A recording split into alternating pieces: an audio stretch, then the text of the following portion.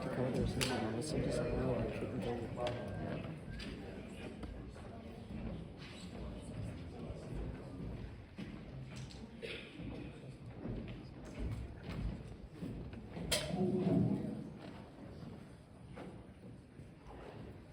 morning. I'm sorry, I was raised in a Baptist church, and Pastor didn't start unless he got a better response to that. So I said, good morning. Good morning. Good morning. Thank you. You got me fired up now. My name is Jackson Davis, and we are United Front Roofing. Well, we're actually known for building way better roofs than the Dallas Cowboys football team. Now let me introduce to you the best team, represent the best company in America. First off, the man that always has bubble wrap, and our safety manager, Murray Newell. Next, the best QA/QC manager in the country, Elena Pruitt. Next, the man that keeps the bulls in the ring, and our superintendent, Tristan Mosley. And lastly, myself, I'm the lead estimator. Our glorious company was founded by Sergeant Buck Tungsten after he returned from the awful weather of the Vietnam War. He came back with a mindset that he never let another American endure the harsh weather that he went through without a strong, reliable, dependable roof over every American's head. He first started out in the residential sector, but in order to make a bigger impact on the world that he lives in today, he slowly branched out to the commercial sector.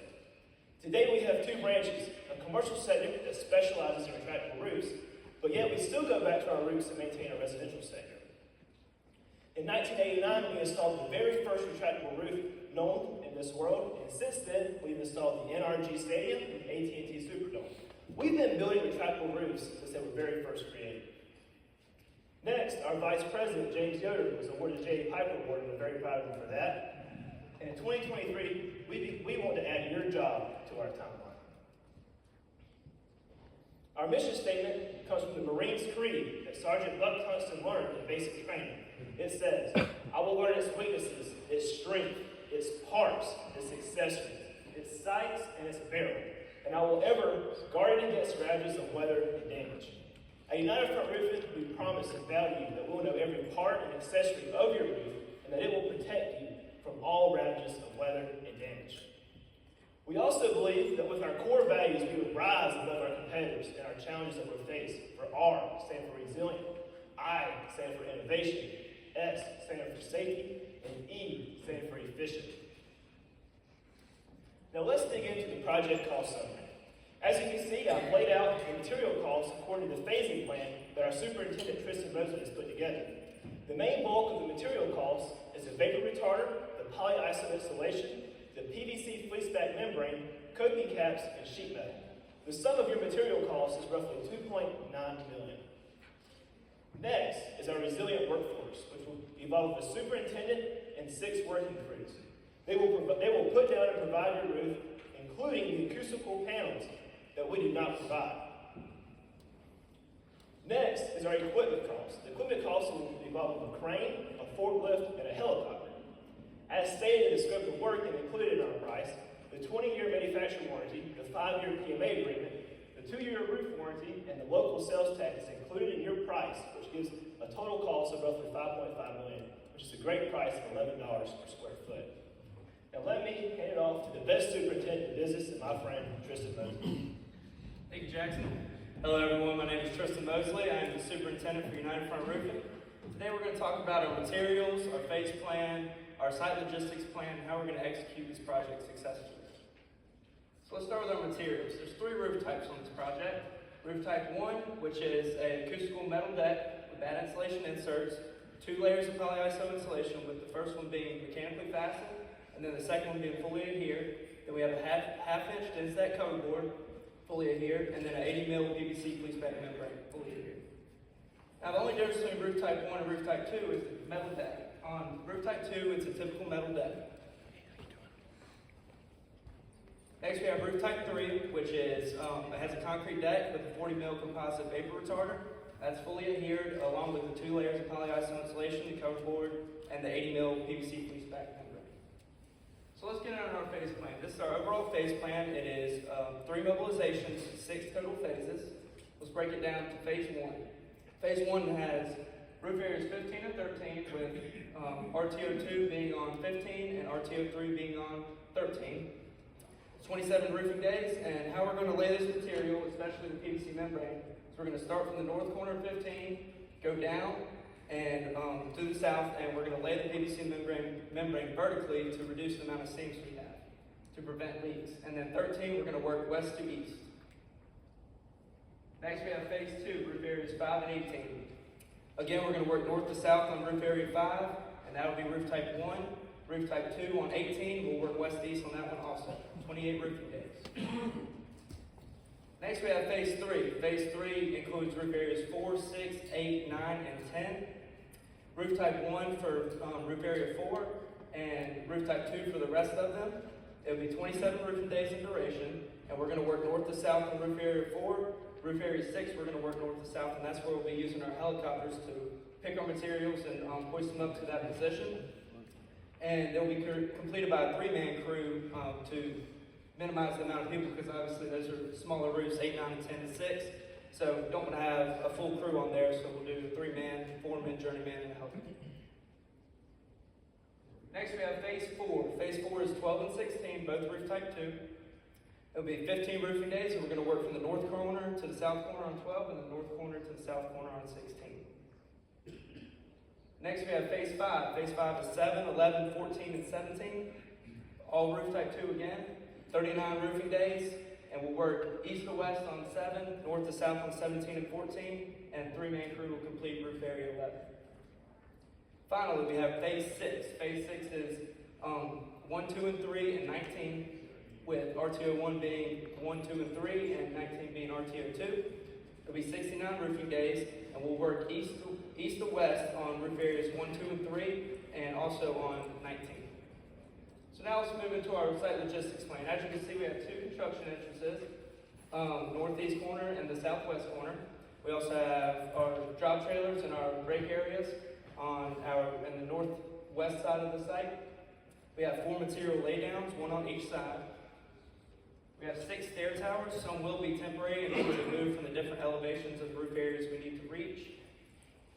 Next, we have our equipment. So we have 3 crane mobilizations, staging areas. These will be able to hoist materials up where a forklift cannot reach. The forklift will work around the site and be able to reach the roofs that it can, and the crane will do the rest of the work, other than the helicopter staging area in the northeast corner, where we'll be using to do roof area number 6. That staging area will be where the helicopter will depart and land and pick materials from the other material laydowns. Now I'm going to hand off to Murray Newell for our safety plan. Thank you, Tristan, very much. My name is Murray Newell, and I'm the safety manager for United Front Roofing. And we are the leading example of what safety should look like in the industry. Let me show you why. Our why when it comes to safety is our people. Our people have created a culture of safety that revolves around being selfless instead of selfish. And we all know we need more of that in this industry. Getting into proving that to you, we got a couple of awards and statistics. We are a 4-time EHS Today's America Safety Award winner, as well as a 2-time Acuity Safety Award winner. The VPP, or the Voluntary Protection Program, right as you can see up there, is something that we've been taking advantage of with OSHA since 2004. We believe that this not only proves that we really care about our roofer safety, but we care about the entirety of the job site as well. Getting into safety and technology. Now, clients, I challenge you to ask our competitors how they are implementing technology into their safety protocol. Are they using mixed reality, which is virtual reality and augmented reality combined, to create one heck of a training program for the new roofers coming into the industry, never having seen some of the hazards that we're having to deal with on our job sites on a regular day basis? Are they using SmartVid 360 cameras given to our on-site safety officer and superintendent? They will be able to spot hazards 24/7, no matter the weather conditions or the climate in Texas, no matter what. And speaking of our on-site safety officer, he will be there and present for the training and development of all of our roofers, and present on the job site every day, as well as doing the toolbox talks every morning. Getting into site-specific safety. So, clients, this may be a little bit scary thought, but I want you to think about this for a second. I want you to imagine falling from almost 280 feet in the air, which is almost the exact height of the building we'll be doing for you. That is a scary thought, and we don't want our roofers thinking about it either. So therefore, we're going to have a site-specific safety plan where the handrails are going to be placed in these locations on your job specifically, with toe guards on the bottom, as you can see right there, to protect any equipment from falling over, and giving a boundary to our roofers and other trade workers as they're working. Our safety nets right here will be placed in these areas, and they will also be protected. It will allow our roofers to have the unimaginable thought of falling and throwing it out of their brains. They don't even have to think about it. Our horizontal lifeline system right here will be put in these locations. This gives our roofers a little bit of mobility, but also with these low slope roofs, but also a good connecting point for hazards such as slips and falls. We want to make sure that we can have good connecting points to the roof to make sure that we have great stability. Hazards and solutions. Now, being selfless at United Front Roofing when it comes to safety is a goal of ours. So we want to make sure that every person, every trade on the job site is treated as such. And so therefore, we will be giving our other trades and all of our roofers access to these tents, as well as the heating and cooling fans for the changing weather in Texas, going from hot to cold depending on the day and the season. Our radio system, as you can see up there, radios will be given to all of our roofers to maintain communication with the on-site safety officer and the superintendent at all times. I expect every one of our roofers and every tradesman on the job to be a safety manager themselves, not just me. And finally, our fire protection, thinking about the hazards that could come along with this is a metal roof, as we know, and the hazards that could come along with that, such as welding or electrical, could cause fires. So we are going to be putting 2 of these fire stations, as you can see right here, on all completed roofs that we have previously completed. And now moving on to QA/QC with the wonderful Alina Burton. Thank you, Murray. Please excuse me for my voice. I couldn't stop talking about how excited I am for this project. So, safety is extremely important to us at United Front Roofing, but with that, quality is also a key aspect in everything we implement. So there's 3 aspects that we need to look at in order to have great quality in our roof: materials, employees, and equipment. At United Front Roofing, we strongly value the quality that we put forth to everyone, so we will make sure to implement all 3 of these aspects before, during, and after construction. In the pre-construction phase, we will go over the contract documents and specifications with our team to make sure everyone is aware of the roofing components on this project and how to properly install them based on specific weather conditions. We assess the existing conditions to make sure that the metal deck is installed, there's no moisture within the deck, and that the surface is prepped. Our shop drawings and submittals serve as a time for us to make sure the materials we order match with the materials that we are specified on the drawings. And we will inspect those materials upon arrival to make sure that they're matching with what was ordered and that we have them with no defects, putting it in the proper storage requirements. Training employees is our transition period between construction, pre-construction, and during construction. We train all employees to make sure they understand how to properly install a PVC membrane. We watch over them to make sure that they fully understand what was implemented to them and that they're using those practices. And we evaluate those techniques to make sure that there's no problems within the practices and that we can change that if needed. We'll discuss this at our weekly meeting before we implement new practices each month and retrain employees to make sure they're up to date with the quality that's expected of them. We also make sure that they're all NRCA Pro certified. So our QA/QC checkpoints focus on all aspects of the roof. We want to look at the metal deck to make sure that it's installed and there's no moisture. We'll look at roof type 3 and the concrete to make sure the relative humidity is less than 75% before installing our vapor retarder. We'll look at our first layer of insulation to make sure it's properly fastened for roof types 1 and 2 and it's properly adhered for roof type 3. For adhering all layers on the roof, we make sure that the cold fluid adhesive is applied between 70 and 90 degrees Fahrenheit. For our second layer of insulation, we make sure that that's staggered for roof types 2 and 3 before applying our coverboard and then our PVC. Now, as we know, most roofing leaks occur at penetrations, perimeters, and seams. So we want to make sure that we check each and every flashing after each phase to make sure that there is in accordance with the specifications. We'll check all perimeters along the sheet metal coping caps to make sure that there are no leaks, and we will check each seam with a probing method twice daily in accordance with the specifications. After each phase, we will also provide walking pads so that subcontractors do not damage the roof after we have installed it. And this is a close-up of our checklist that we use on the project, and it goes into full detail in the qualifications package. After construction, we will do a final flood test where we will flood the whole roof and find any leaks. We'll also do a final walkthrough with a punch list, and then we will do a final drone and infrared thermal inspection to ensure there's no moisture within your roof before passing it on to you. We will give you a final walkthrough with a presentation of the operation and maintenance of the roof, inspection reports and pictures, and the closeout package. I will now pass it on to Jackson for our closeout. As this awesome video is being played that our safety manager Ray Miller created, I have a question to ask you, and that is, what makes a great roofing company? In my opinion, the answer to this question are two things that go hand in hand with each other. The first thing is ethics. We're going to do what we say we're going to do at United for Roofing, and if we mess up, we're going to fix it. The second thing is do the employees enjoy working for the company that they're working for? And I can vouch to you, by just an employee and now the owner of this company, that we are one family at United for Roofing. I can count on everybody up here on the stage and the many people we have just down the road in Fort Worth that will have my back no matter what circumstances I'm under. I truly believe we're the best company with the best values, with the best resume, and overall the best employees for this job, and we really look forward to working for you in the future. Thank you.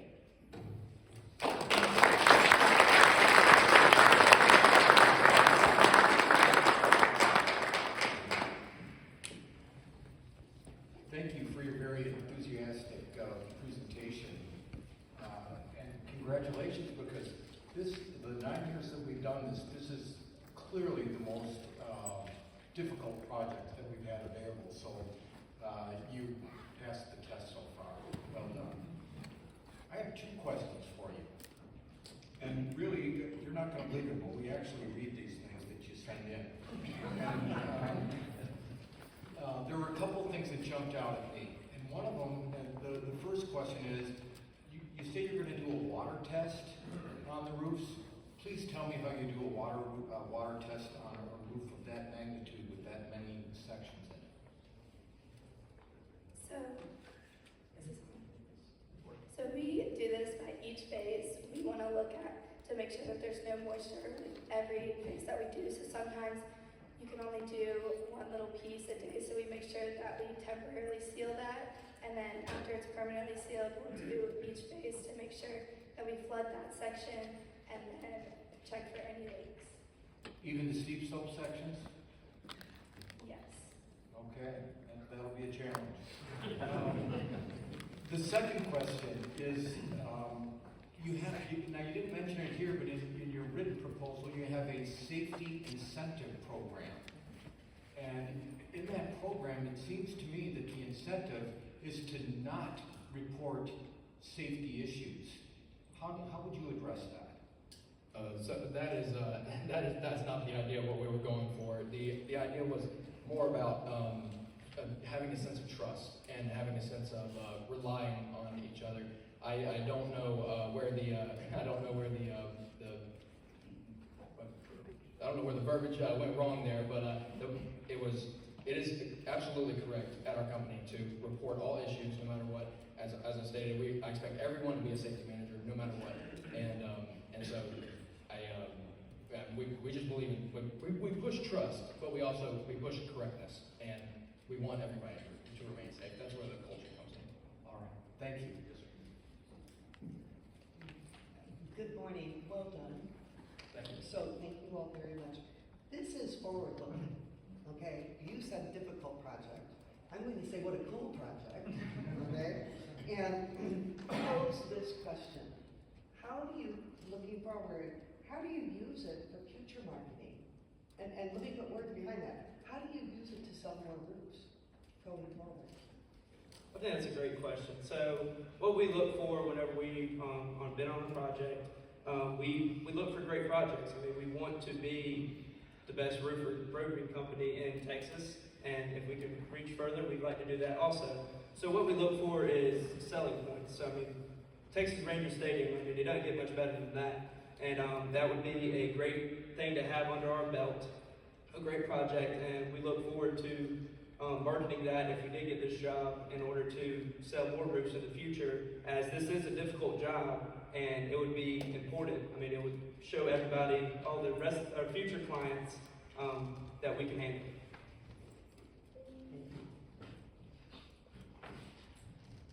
Tristan, this is another question for you probably. And I gotta say, going through your written submission, you guys have a really detailed execution plan. I can tell that it's really well thought out and you handled a lot of details there, which help us, select you as someone we consider to award this project to. One item that we've identified as a construction team really has to do with your phase 6, which would be the operable dome. So we're gonna probably have a lot of finishes going on below that. We're gonna have finished roofs at that time. But obviously that's a steep roof. You guys consider to basically do that from east to west. I'm concerned about water mitigation during the phasing of that project, particularly as it relates to the steep slope and those gutters, which, we're probably gonna have some storms and those gutters are gonna be inundated with water. So I'm curious what your plan is for that phase in a little bit more specific terms. Yeah, so that's a good question. So what we thought about whenever we were looking at the dome was working east to west would allow for, because you don't want to work north to south because you're working downslope, but working south would be the safest thing for our roofers. But also, the water mitigation would be great. We're gonna. Sorry, let me get my thoughts together. So when we lay this roof, it's not gonna be done today, obviously. So the water is gonna come down into the gutters, or not with the gutters, but sorry, I'm freezing up. I apologize. Basically, we're gonna mitigate the water.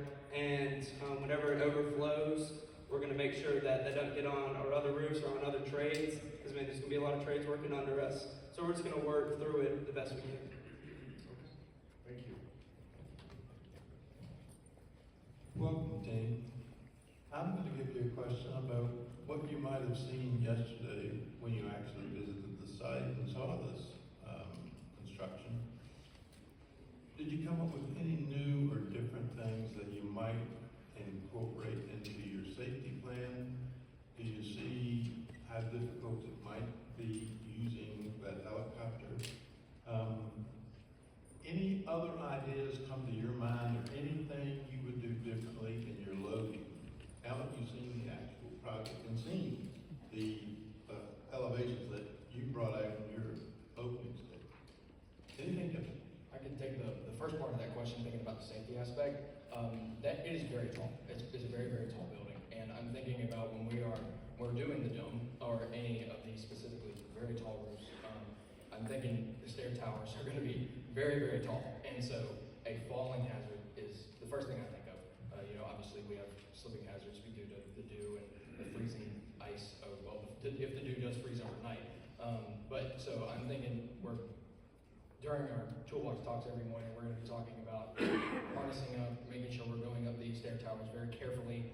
If we are bringing any, we're going to make sure we're trying not to bring any material, like carrying anything heavy up those stair towers. That's mostly the height problem was what I'd be taking into consideration. Good. To also add to your question, one thing that I noticed when I was estimating this job in the plans is that there's a ladder that is connected to the retractable roof. The retractable roof is going to move. So I'm really confused on, you need to talk to your architects on how is that retractable roof going to move with the ladder being there? How are we going to access that from just a keep-up sake? So I'd like to talk to your architect on how we're going to do that when we get this job. Good. Thank you. Congratulations, team. You should be proud of your parents, your school, your mentors. You're here, and we appreciate being here, and a great presentation. I've got two questions, they're pretty quick and pretty short. Number one, you talked about your impressive EMR, which we read in the oral presentation and here today. How you execute your safety. You didn't mention what happens when someone doesn't follow your safety. What is your disciplinary protocol? And on the quality end of it is, I want to stick you with this neck tie-in concern. So every day when you work, when you complete your job, that night, how do you tie your roof into the next phase for tomorrow and keep the part that's already laid down in place from becoming moisture with water intrusion? I'll take the first part of that question. So when speaking about if someone were to break our roofing safety policy, I'm more or less thinking we are people. We're bound to make mistakes. Nobody's perfect. But this is an industry where we have to take everything extremely seriously, especially when it comes to slipping, falling, anything that revolves around people's lives. So we will have a immediate termination for anything that is drastically in our training protocols. We go through extensive training using our technology, as well as the on-site safety officer is there the entire time explaining everything. It's an extensive process. If those protocols are broke, it's immediate termination, and we will be having conversations. Prior to that, if it is such a situation where it's not breaking protocol, but it is getting close to stepping over the edge. So conversations between people need to happen, but it's very dangerous, so we're going to take it seriously.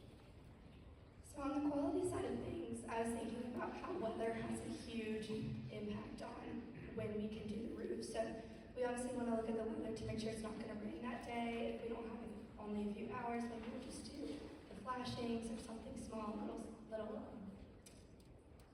voids or tears. And then for temporary sealing it, we want to make sure that we have everything within that phase covered, and we will temporarily seal it over the night as well as cover it, because you never know when there could be rain or moisture that happens. So we make sure that before we go home every day that it is completely sealed, even if that be temporary. Thank you.